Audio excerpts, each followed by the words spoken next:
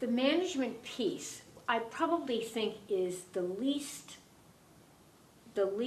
considered, because students come to class, they do the work in class, and then they leave and they come back the next week. And it's a little bit more subtle, because we can get involved with working them in class without thinking about how they're spending their time in the exterior world. And this becomes really important, because the independent practice that we assume that they're going to do in preparation for the next class, and maybe your adult classes meet once a week and twice, is probably pretty good. So they've got all that other time that they need to have some management skills in their outside life, juggling their family, their work. It may be some de-stressing kinds of activities, whether it's yoga or running or swimming or whatever, or just walking, family time, and work. So you've got a lot of issues going on. One of the things an instructor can do is really help the student of any level be very much aware of the routine in one's life and how they are creating some regularity.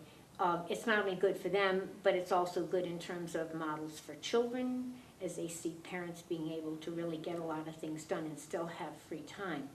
When we're looking at the adult attending our classes, we have two frames. One is in the attendance. We are looking at a student's ability to attend, to listen, to participate, in terms of management that is more self-regulation, getting the most out of class, getting the most productivity.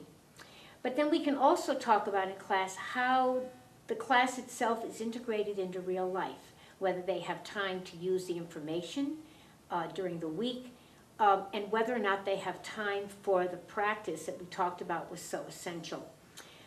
When this becomes an issue, probably procrastination is the biggest, because other things get in the way.